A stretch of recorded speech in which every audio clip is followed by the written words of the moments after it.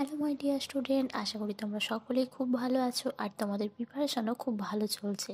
এর আগে আমরা এবিটিএ টেস্ট পেপার থেকে পেজ নাম্বার 38 এবং পেজ নাম্বার 85-র 1 মার্কসের যত কোশ্চেন ছিল সমস্ত কোশ্চেন কিন্তু আমরা সলভ করে নিয়েছি। এবার আজকে থেকে আমরা কিন্তু 115 নম্বর পেজের যে 1 মার্কসের কোশ্চেন আছে সেইগুলোকে আজকে সলভ করব। আগের যে ভিডিও দুটি দেওয়া রয়েছে সেই ভিডিও দুটি লিংক আমি এই ভিডিও ডেসক্রিপশন বক্সে দিয়ে দেবো।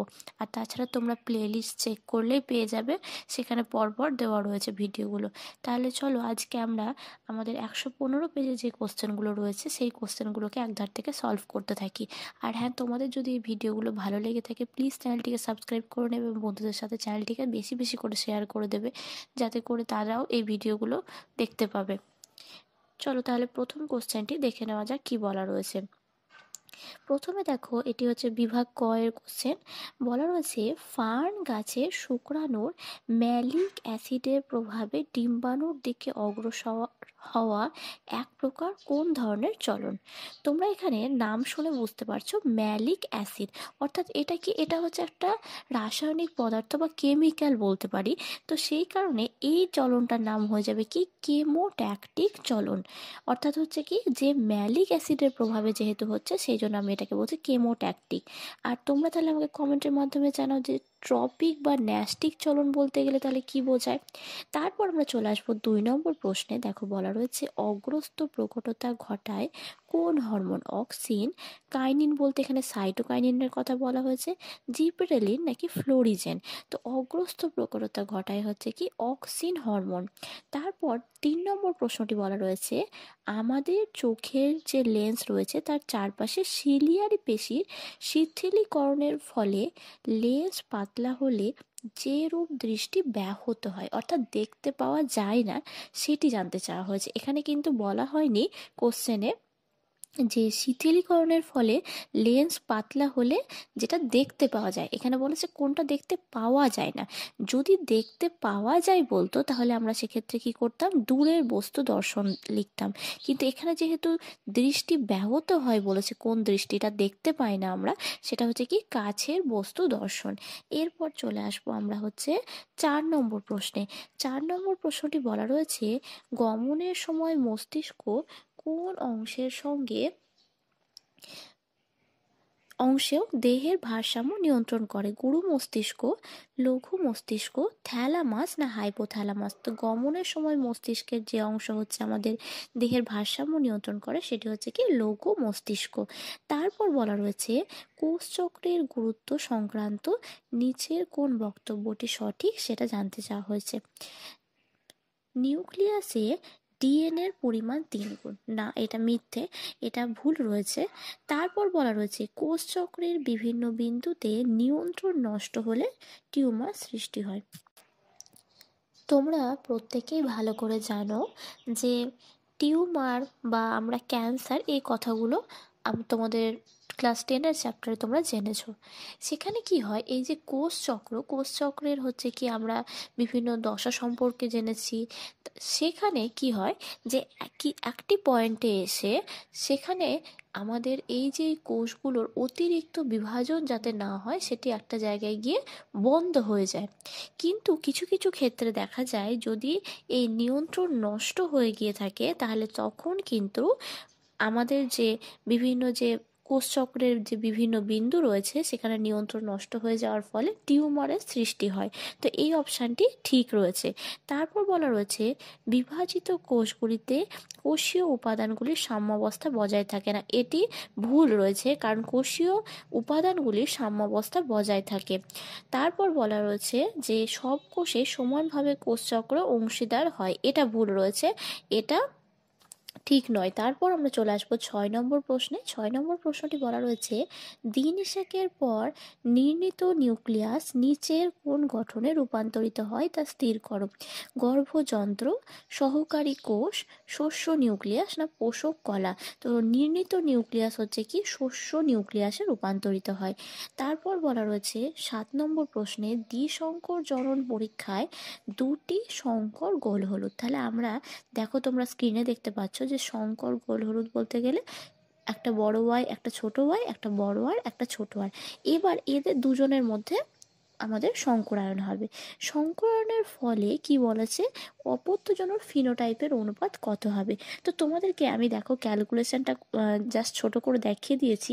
এখানে তোমরা আবার পরীক্ষার সময় এরকম আমি যেভাবে লিখেছি সেভাবে লিখবে না, কারণ কি যে এটা আমি জাস্ট ছোট করে লিখবার জন্য। আর মানে যেমন হ ডট দিয়ে গয়কার লেখা আছে, এটার মানে হচ্ছে হলুদ গোলাকার, তারপরে হ ডট কয়হস্যু যেটা লেখা আছে সেটা হচ্ছে হলুদ কুঞ্চিত। এইভাবে আমি লিখে দিয়েছি, তোমরা দেখতেই পাচ্ছ স্ক্রিনে।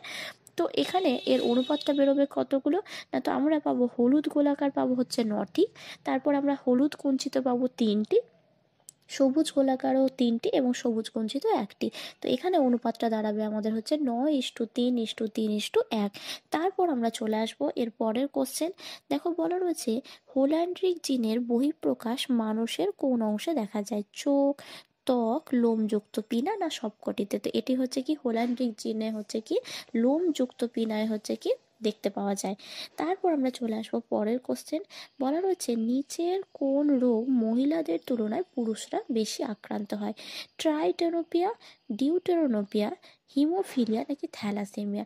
তোমরা এই নামগুলো, এই যে ট্রাইটেনোপিয়া, ডিউটেরোনোপিয়া, এগুলো তোমরা বর্ণান্ধতায় দেখেছো। তারপর একটা কি আছে যে বর্ণান্ধতায় বিভিন্ন ধরনের রং দেখতে না পাওয়ার কারণের জন্য এই নামগুলো দেওয়া হয়েছে। তারপর এখানে দেখো দেওয়া রয়েছে হিমোফিলিয়া। তো তোমাদেরকে আগে আমি একটা দুটো কোশ্চেন করিয়েছি, আগের যে পেজগুলো ছিল সেখানে আমি বারবারই একটা কথা বলেছি যে হিমোফিলিয়া রোগে হচ্ছে কি এক্স ক্রোমোসোম ঘটিত রোগ।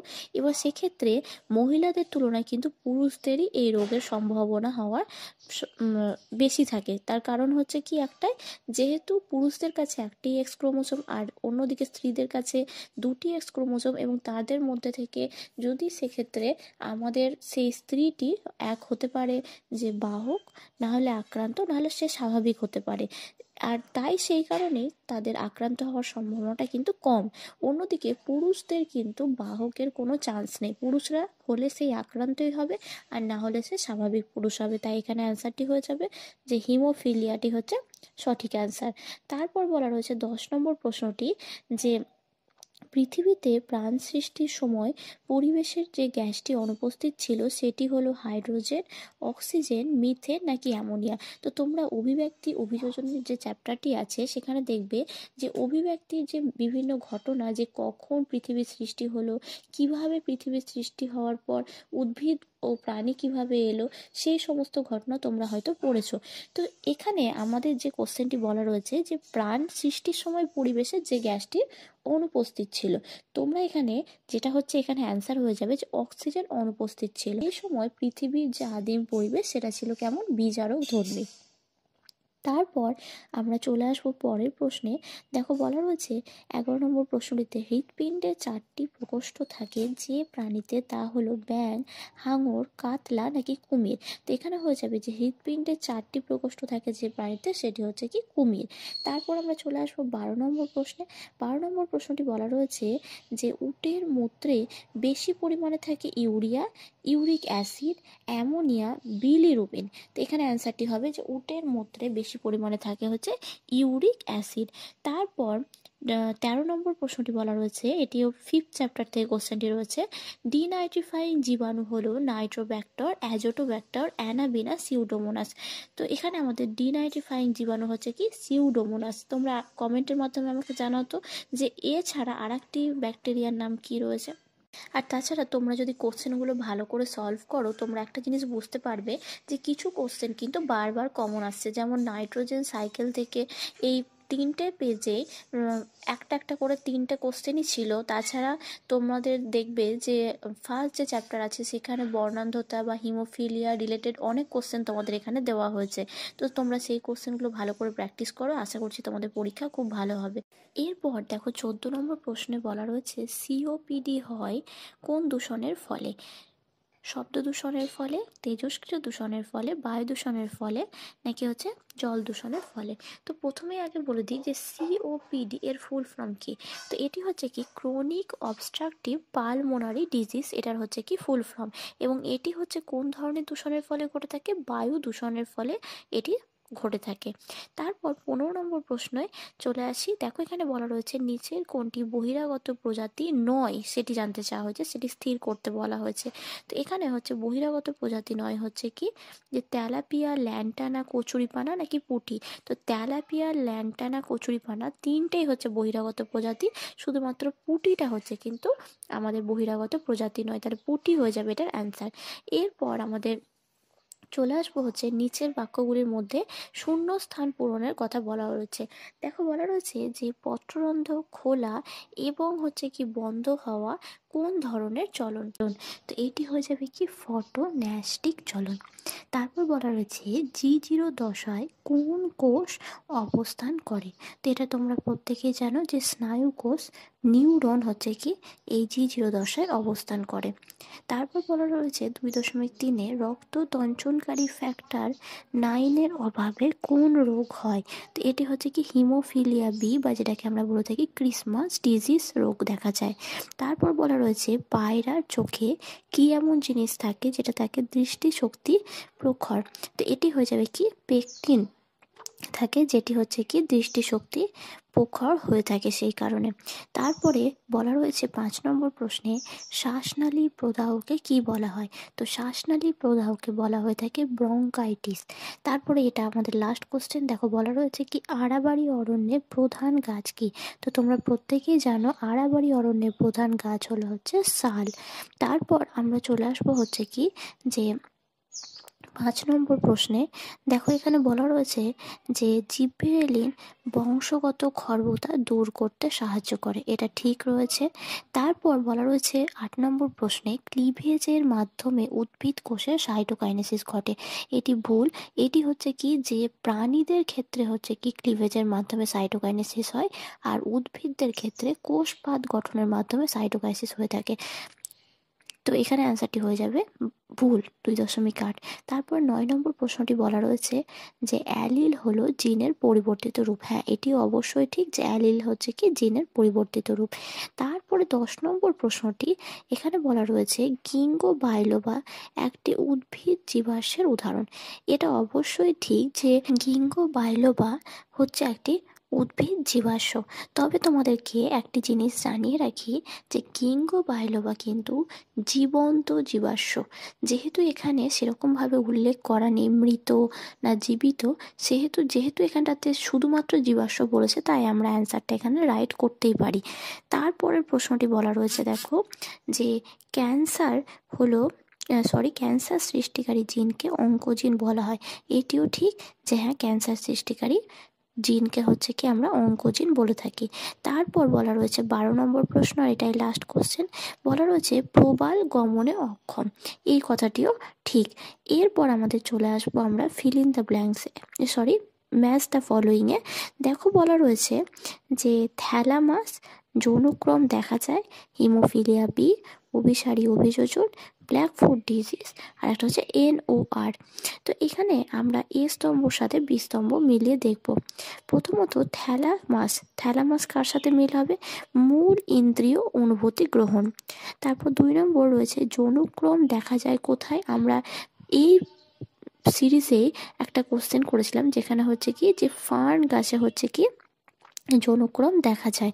তারপর হিমোফিলিয়া বি সেটি হচ্ছে কি না তো ক্রিসমাস ডিজিজ, যেটা এক্ষুনি আমরা একটা কোশ্চেন এর আগে করলাম। তারপর যে কোশ্চেনটি রয়েছে অভিসারী অভিযোজন। তো অভিসারী অভিযোজন কার সাথে মিল হবে, সমবৃত্তীয় অঙ্গ, অর্থাৎ যে সমস্ত অঙ্গগুলো গঠন আলাদা হলেও তাদের কাজ একই। তারপর বলা রয়েছে NOR। তো এই NOR এর ফুল ফর্ম হলো নিউক্লিওলাস অর্গানাইজার রিজিয়ান। তো এখানে আমাদের অপশানগুলো এটার সাথে কার মিল হয়ে যাবে যে NOR হচ্ছে কি কোথায় দেখতে পাওয়া যায়, গৌণ খাজে থাকে। তাহলে এখানে আমাদের এই কোশ্চেনগুলো কমপ্লিট হয়ে গেল। এবার আমাদের লাস্ট পোর্শন, এখানে 6টা কোশ্চেন আছে, চলো দেখে নিই। প্রথমত বলা রয়েছে কি যে ACTH, GTH, ADH আর TSH। তো এখানে আমরা চারটে প্রথমে আগে ফুল ফর্ম সেগুলো আগে বলে নিই। যেমন ACTH এর ফুল ফর্ম হচ্ছে কি অ্যাড্রিনোকর্টিকোট্রফিক হরমোন।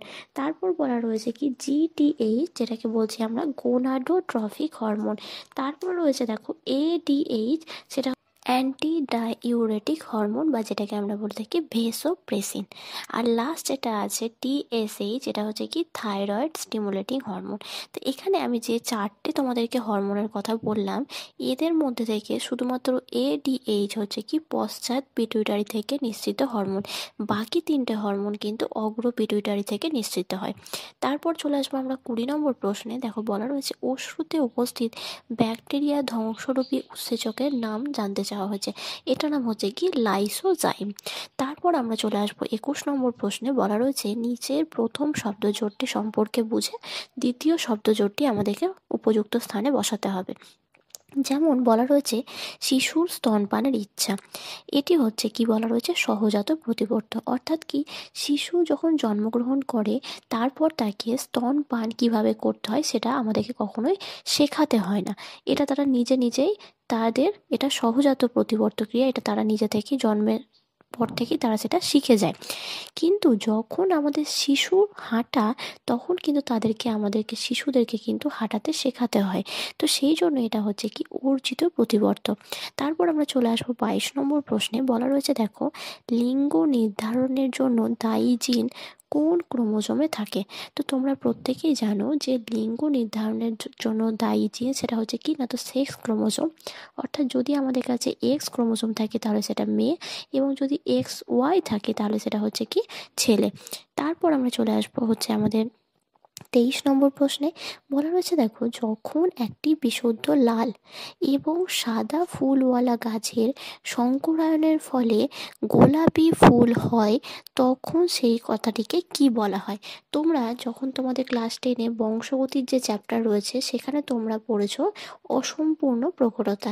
সেখানে তোমরা দেখেছো যে অসম্পূর্ণ প্রকটতাতে কি হচ্ছিল, যে সন্ধ্যা মালতী বা যেটার বিজ্ঞানসম্মত নাম হচ্ছে মিরাবিলিস জ্বালাপা, সেখানে আমরা লাল ফুলের সাথে সাদা ফুলের যখন সংকরায়ন ঘটিয়েছিলাম তখন সেই যে ফুলটি হয়েছিল সেটি কেমন হয়েছিল, গোলাপি রঙের। তো এই জিনিসটাকে বলা হয় অসম্পূর্ণ প্রকটতা বা ইনকমপ্লিট ডমিন্যান্স। তো এই জিনিসটা হচ্ছে এখানে অ্যান্সার হয়ে যাবে, তাহলে অসম্পূর্ণ প্রকটতা বলা হয়। তারপর বলা রয়েছে যে গরম তরল স্যুপ বা যেটাকে ইংলিশে বলা হয় হট ডাইলুট স্যুপ, এই কথাটি প্রবক্তা কে, মানে কথাটি কে বলেছিলেন। তো এই কথাটি বলেছিলেন বিজ্ঞানী হ্যালডেন। তারপর আমরা চলে আসবো 25 নম্বর প্রশ্নে। 25 নম্বর প্রশ্নটি বলা রয়েছে নিচের চারটি বিষয়ের মধ্যে কোনটি তিনটি অপর বিষয়ের অন্তর্গত। এখানে দেখো নাম দেওয়া রয়েছে কি নস্টক অ্যানাবিনা অসিলেটোরিয়া সায়ানোব্যাকটেরিয়া। তো এখানে না হবে কি যে সায়ানোব্যাকটেরিয়ার অন্তর্গত হচ্ছে কি নস্টক অ্যানাবিনা অসিলেটোরিয়া। তারপর আমাদের লাস্ট কোশ্চেন দেখো বলা রয়েছে লবণ সহনের জন্য সুন্দরী গাছের একটি অভিযোজন উল্লেখ করতে বলা হয়েছে। যেমন তোমরা প্রত্যেকেই জানো যে সুন্দরী গাছ কোথায় জন্মায়, সমুদ্রের উপকূলবর্তী এলাকাতে। এবার সেই ক্ষেত্রে সেই অঞ্চলগুলোতে লবণের পরিমাণ কিন্তু অতিরিক্ত বেশি হয়, তাই গাছ যাতে করে সেই এলাকাতেও বেঁচে থাকতে পারে সেই কারণের জন্য বিভিন্ন ধরনের অভিযোজন তারা করে থাকে। যেমন আমরা উটের অভিযোজন পড়েছি, ক্যাকটাসের অভিযোজন পড়েছি, ঠিক সেরকমই সুন্দরী গাছেরও বিভিন্ন ধরনের কিন্তু অভিযোজন দেখা যায়। তাই এক্ষেত্রে লবণ সহনের জন্য যেমন তারা পাতার মধ্যেও অনেক সময় লবণ সঞ্চয় করে রাখে, তারপর কি হয় সেই পাতাটা খুলে পড়ে যায়, এরকমও হতে পারে। তারপর যেমন তোমরা জানো এটা যে শ্বাসমূল থাকে মাটি থেকে অক্সিজেন নেবার জন্য, কি হয় মাটি থেকে অক্সিজেন নেবার জন্য সেই শ্বাসমূলগুলো অভিকর্ষের প্রতিকূলে তারা বেড়ে ওঠে। তো এই জিনিসগুলো তোমরা তোমাদের বইয়ে লেখা আছে, যে কোনো একটা দুটো লিখতে পারো। তাহলে আজকে আমাদের এখানে এই ভিডিওটি শেষ হয়ে গেল। এরপরের দিন আমরা পরবর্তী পেজ সেই কোশ্চেনগুলো কমপ্লিট করব। তোমাদের যদি এই ভিডিওগুলো ভালো লেগে থাকে তাহলে প্লিজ চ্যানেলটিকে সাবস্ক্রাইব করে নেবে এবং বন্ধুদের সাথে চ্যানেলটিকে শেয়ার করে দেবে। Thank you. পরবর্তী ভিডিও আসবে আগামীকাল ঠিক সন্ধ্যে 6টার সময়।